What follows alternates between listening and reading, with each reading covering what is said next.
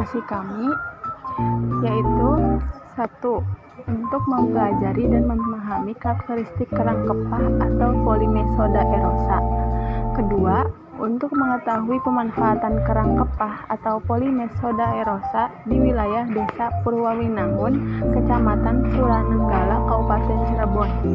Ketiga, untuk mengetahui nilai ekonomis kerang kepah atau Polymesoda erosa. Sekilas tentang kerang kepah atau Polymesoda erosa. Kerang kepah secara umum disebut Geloina erosa dan mempunyai nama takson Polymesoda erosa. Secara morfologi, kerang kepah mempunyai bentuk cangkang seperti piring atau cawan yang terdiri dari dua katup yang bilateral simetris, pipih pada bagian pinggirnya, dan cembung pada bagian tengah cangkang. Bentuk cangkang yang equivalve atau bentuk segitiga yang membelah tebal.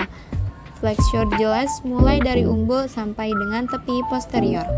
Kerang kepah termasuk salah satu jenis kerang yang hidup di dalam lumpur pada daerah estuaria, di hutan mangrove air payau, dan di sungai-sungai besar. Umumnya kerang kepah hidup pada substrat yang berlumpur dan substratnya mengandung 80-90% pasir kasar berdiameter lebih dari 40 mikrometer.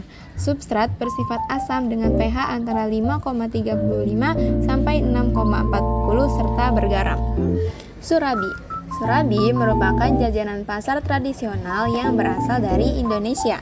Makanan ini sudah ada sejak tahun 1923. Pakar kuliner Bondan Winarno mengatakan bahwa kemungkinan makanan ini mendapat pengaruh dari budaya kuliner India dan juga Belanda.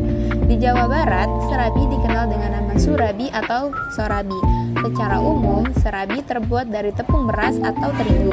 Sementara cara membuat serabi adalah dibakar dengan menggunakan alat tradisional yaitu tungku dan cetakan dari tanah liat. Adapun alat dan bahan yang digunakan alat yaitu cetakan serabi, kedua pengaduk, ketiga baskom. Bahan yang digunakan yaitu ecel berbumbu, tepung beras, air, daun pandan, dan santan.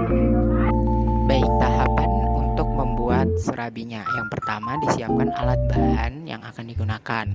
Terus kalau udah, kita harus membuat adonan serabinya yang terbuat dari tepung beras, santan, dan juga bahan lain seperti air dan juga mungkin garam. Terus dalam wadah terpisah kita harus menyiapkan kerang ecol yang sudah diolah. Nah, untuk tahapan pembuatan serabinya, yang pertama adalah dipanaskan tungku tanah liat cetakan serabi, lalu dituangkan adonan secukupnya pada cetakan, ditutup dan ditunggu hingga setengah matang. Lalu ditaburi topping kerang ecol pada adonan serabi yang sudah setengah matang itu. Lalu ditutup kembali lah tuh dengan tutup yang tadi. Nah, terakhir diangkat dan dari cetakan lalu siap untuk dikonsumsi.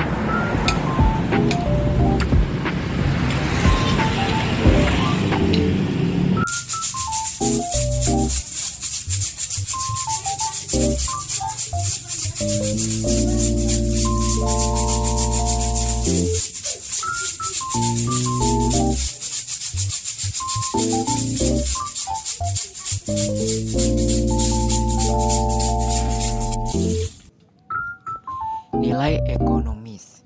Nah, nilai ekonomis dari kerang ecol ini, pemanfaatannya itu adalah dagingnya yang dapat dijual dan dimanfaatkan sebagai bahan pangan. Menurut sumber data yang telah kami terima dari peningtih kerang ecol di Desa Purwawinangun, Cirebon, kerang ecol sendiri per kilogramnya dijual seharga Rp26.000. Nah, untuk pengolahannya Anda dapat menggunakan untuk dimasak menjadi lauk, dan oleh orang tertentu juga dapat diolah menjadi makanan khas tradisional seperti surabi ecol dan juga tumis ecol